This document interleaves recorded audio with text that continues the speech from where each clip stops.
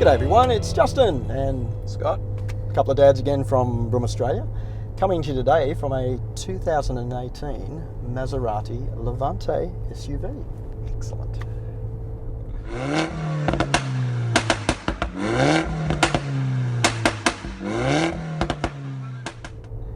Now mate, I brought down the Levante because it's Maserati's sort of first attempt at an SUV. They've joined the party with everybody else, haven't they?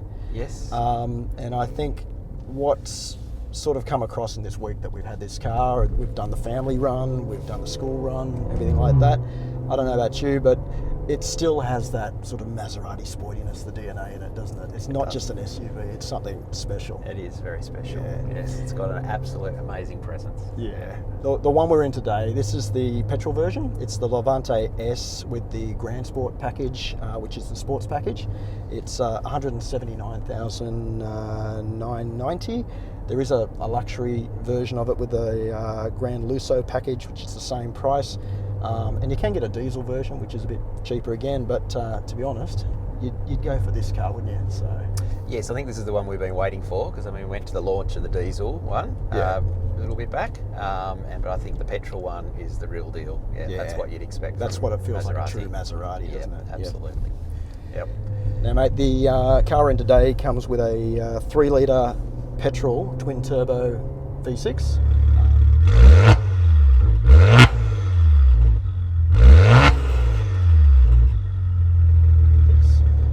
It's actually been engineered and built in conjunction with Ferrari. Oh, okay, Maranello. Yep. In Maranello, yep, that's right. 321 kilowatts at 5,750 RPM, 580 Newton meters at 1,750 RPM to 5,000 RPM, 0 to 100, 5.2 seconds.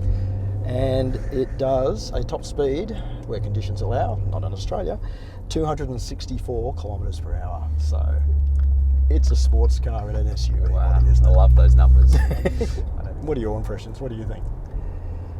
Anytime you want to bring me a Maserati, more than happy to help you out on this one and drive it, because it's been a lot of fun driving this around. And as you said, doing the school run, turns a few heads. Parking it in the street next to school yesterday, there were a few dads that seemed to turn around.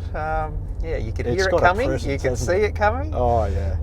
And we have to cover that piece in today, because that's the one thing that stands out about this car as much as anything else is its look. Yeah. It's very exotic. Oh, definitely. Yep. Using it in a few different other scenarios, sort of some more open roads and even just normal city roads and stuff. It does everything really well.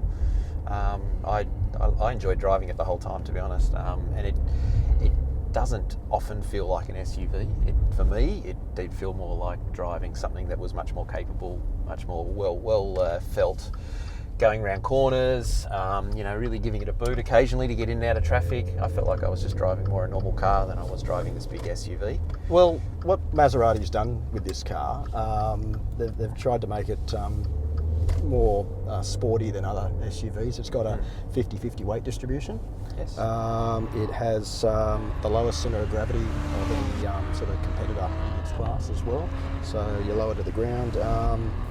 Air spring suspension with 6 variable ride heights as well. So that's probably why you get a bit of a nice sort of absorbent floaty feel in the car too. And it can change very quickly to a sports car feel, doesn't it? Electronically control what they call Skyhook by Maserati dampers. So the dampers are electronically controlled as well. Okay. So all adds up to something that, doesn't feel like a wallowy SUV, does it? No, definitely not. I have to say one thing that I noticed though, so the drive is terrific, but this car feels quite big when you get inside it, right? So, yeah. I mean, it is a large SUV, even from the outside, but some of the cars, and we've driven some of the other Maseratis that have actually felt like they sort of shrunk around us and that they felt a bit smaller. That's right, the Quattroporte, didn't it? The Quattroporte definitely felt a lot smaller once we got inside it. This one's quite the opposite. This feels even larger actually when you're driving it. I think you've got a really high ride height, which some people really like. But yeah, it's certainly feels quite large. Yep. No. Interior, what do you think? Sitting in this seat is just so comfortable for me. I love the feel of the steering wheel. I think the seats and the dash and just everything is, it just feels really nice. It feels special. It does. It Yes. really does. Yep. So yeah, the quality of the materials.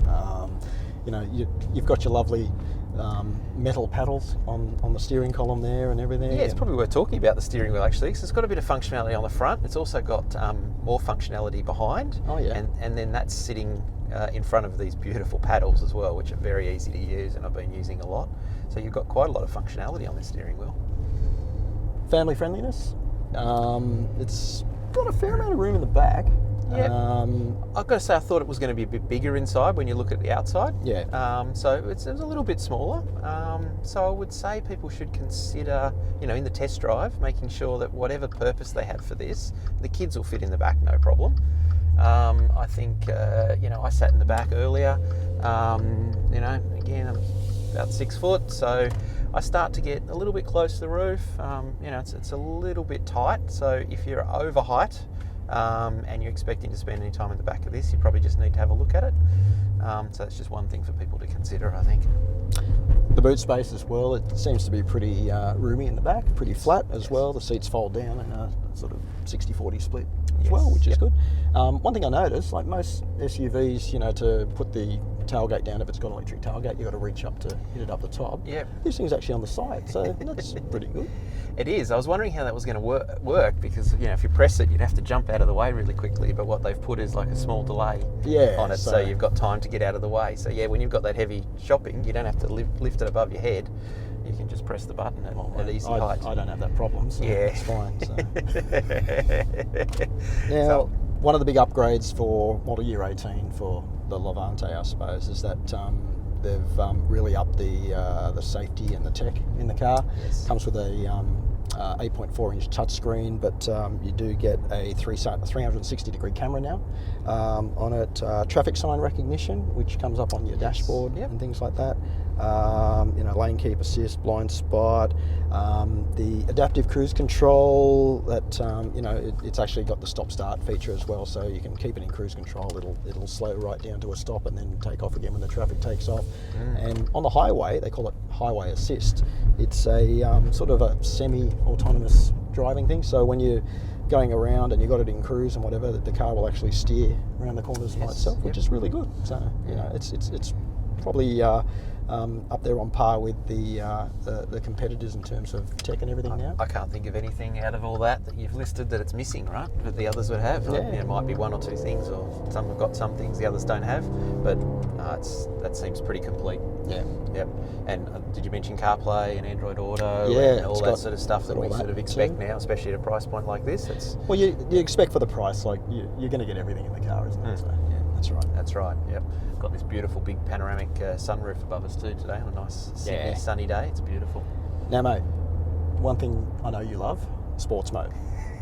It's taken too long, Justin. I want to get to this sports mode. I want to show it off. Be my guest. For everybody out there, the sports mode in the Levante, it's sort of a dual sports mode. You press it once, it goes for the engine and everything. Press it again, and it sportifies the suspension.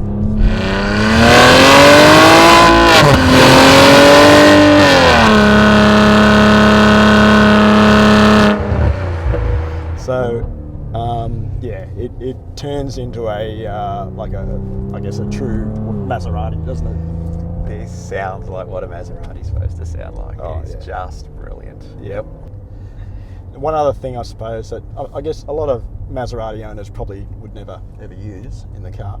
It's got off-road ability too. Because of the adjustable suspension, it's actually got a mechanical limited slip diff in the rear as well. And it does have off-road capability. You know, perhaps a lot of the other you know, competitors either might not have, or you probably wouldn't want to take it off-road. I don't think many owners would want to take this off-road, but good to know that. So I suppose if there's the occasional use, or there's that one or two opportunities to actually do something, you know this thing is actually going to perform. Yeah, that's right. Now, mate, X Factor question. Is this something you would look in your reflection, or when you park it, walk away, Do I need to ask that question? I've got a sore neck. I can't believe how much I've looked back at this car. You know, at the front of this car, it is so striking, right? So you've got this beautiful big bonnet, and you've got the grille. It just stands out so much. The wheels on this look pretty impressive. Plenty of nice thick rubber at the back, variable sizes, front and back wheels. And then you've got the quad exhaust. Oh my goodness, this thing just looks so good from the outside. I mean, it's an SUV, right? It's tough to make an SUV look really good.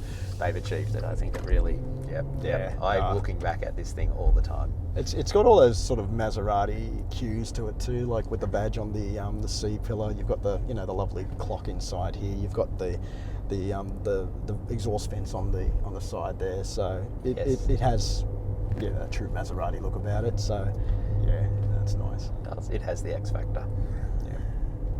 So in summary, I reckon, mate, it feels special, this car, doesn't it? It's exotic. That's probably the word I'd use with this thing. It's not something you're going to see every day. It gets a lot of looks as well. I think the engine note, the feel of the the seats and the drive is just brilliant. Sports mode, standard mode, doesn't matter what, it does it really well around the city. I think it's a really good package. Anyway, just want to put a big thank you out to our friends at Maserati Australia for the loan of the Levante this week. It's coped very well with the sort of everyday school run and all the things that a family would normally do, but it also gives you that lovely sports car feel about it too, doesn't it? So, and also, thanks to everybody out there watching. We'll see you next time. Thanks, guys.